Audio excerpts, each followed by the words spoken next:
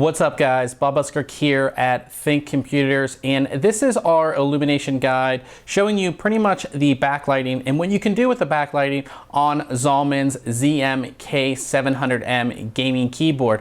Now the thing that's really different about this keyboard is that all of it's done on the keyboard itself. There's no software or anything, so you have to, if you want to set something up, you have to do it on the keyboard itself, and this is pretty much what this video is all about. So right now we have the keyboard fully illuminated, all of the keys as you can see, and the first thing I'm going to show you is actually how to turn the backlighting off, because it's pretty, you know, sometimes you just don't want the backlighting on, you can just turn it off. So hit the function key right here, and then we hit right here, which is the tilde, and that just turns the illumination completely off so it's not on. Hit function again, and you can see we turned it right back on. Now you can actually adjust the brightness or the backlighting up or down. So 1 is down, as you can see, and we're totally off. And then 2 is up. And you can see that our brightness level is actually being indicated over, oops, I'll turn that up as I mess this up already. Our brightness levels are being indicated as on the bar on the side, which we'll show you in just a little bit what that bar over there is all about. So we'll turn our backlighting all the way up, and you can see we're fully illuminated, and it is quite bright. The video obviously is probably not doing it the best justice, but the backlighting on this is extremely bright. Now we're gonna go ahead and go into our first mode, which is touch mode. And to see what mode you're on, all you have to do is hold down the function key, and you can see we're on 5, which is touch. And if you're just doing something, you want to know what mode you're on, you just hold in the function key, and it will tell you if the backlighting's on and if touch is on, or which one of the modes you have on. So we have touch. So all touch is if I touch a button, you can go ahead and see that they light up. That is touch. So hit function again, and we'll go over to wave. And wave mode is pretty cool. So as I press, you can see keys around here being illuminated as I press. Now there's a couple different wave modes, so we'll try the second one out. And the second one, as you can see, is like a real wave, like a big ripple wave that goes across the entire keyboard, which is pretty cool. There's another one, I believe, that's just a smaller sort of like laser, as I would call it, or something like that, and that as you press kind of does that. And then I think there's one more maybe, or no, we're back to the other one. So there's 3 different wave modes as you can see here.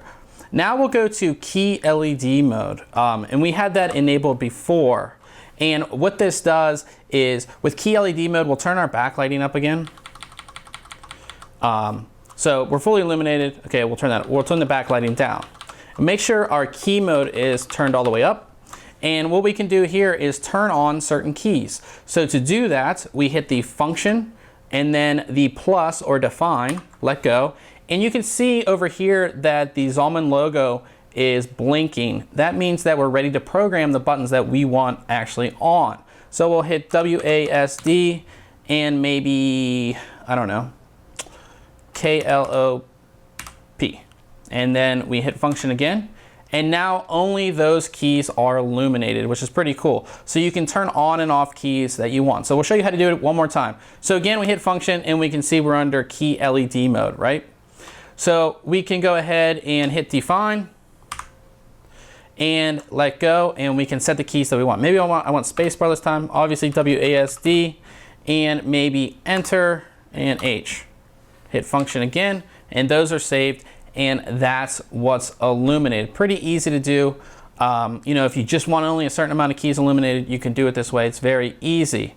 Now we have mask mode.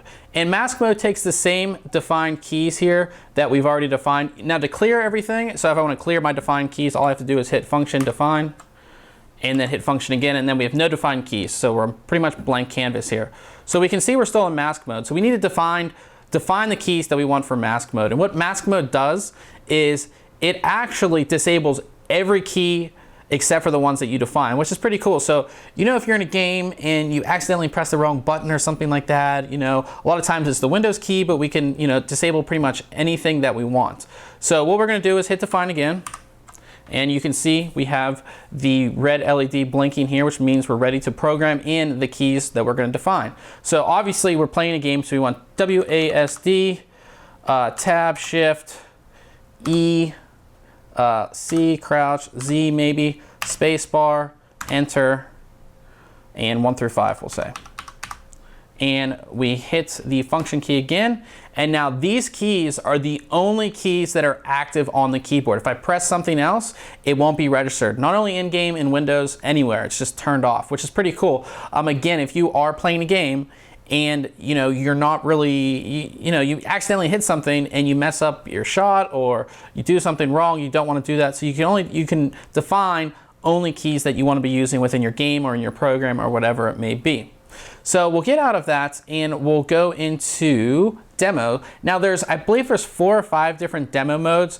The only thing that I haven't figured out on this keyboard is how to keep them on. They go through and show you the demo, but then they just turn off. So we'll go through them, and they are really cool, but the thing about them is that I can't figure out at least how to keep them on. So 9 is demo. We'll go to 9. There's the first one, which is a wave. Second one, which is another wave. Third one, which is a wave going in. Hit it again. We have sort of like rainfall. One that lights everything up, and one that goes across. So we'll go through them one more time. Wave, another wave, another wave. We have rainfall. All these lit up, sort of going across, and yeah, that's it. And we have breathing mode, of course. And you can see, of course, you want a breathing mode. That's very popular. So we do have a breathing mode on here, which will light everything up, go down low and come right back up. And then we have a really cool mode called EQ mode. And if you can guess, that is equalizer mode. So as I'm talking, you can kind of see the equalizer go out. And there's a couple different equalizer modes as well. So we have one here that will start at the center of the keyboard and go out. So as you can see there. And we'll switch it to a second equalizer mode. And this one, as you can see, the equalizer is going from the left over to the right here. We'll switch it again. And now you can see it's an equalizer mode that lightens up the keys as it gets louder. So if I actually talk louder, you can see that the keys lit up even more, which is pretty cool. Okay, we have another equalizer mode where the equalizer goes across the entire bottom of the keyboard and of course goes up as it gets louder. And we have this equalizer mode, which is a bunch of different equalizers that kind of go up the bottom of the keyboard. And I believe we're back to the beginning, maybe. Oh no, we have the equalizer that goes from both sides into the middle, and I think that is the last one. Yes, we're back to the middle. So equalizer mode is actually pretty cool, especially if you're listening to music or something like that. We might post some follow-up videos, showing you the equalizer modes to music, just because it is one of the coolest things about the keyboard. So that is pretty much it for our basic overview of lighting and how to do it.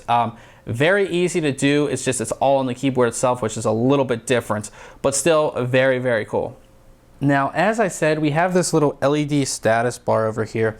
And what this does is a lot of times it's going to track actually how fast you're typing. So as I type, it's going to go up in speed and go down, which I think is one of the coolest features of this keyboard, is to actually visually see how fast you're typing. So if I'm typing slow, it's barely going to illuminate, right? But if I type really fast, you can see it goes all the way up. It will do that. Another thing that it does is it does show you your illumination level. So if I turn the backlighting down here, you can see it goes down, and obviously it goes up. Another thing that I did mention earlier in the video is if we're defining keys, so if we go into,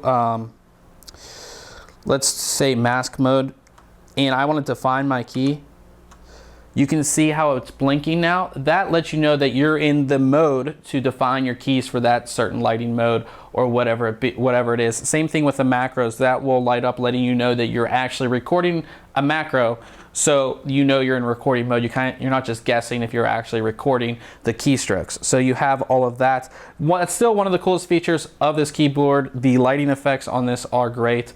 So if you have any questions about this keyboard, hopefully we've done a good enough job showing you the different lighting modes, showing you how they work, and obviously showing them off. So if you have any questions, go ahead and leave them in the comments below. Till next time, catch you guys later.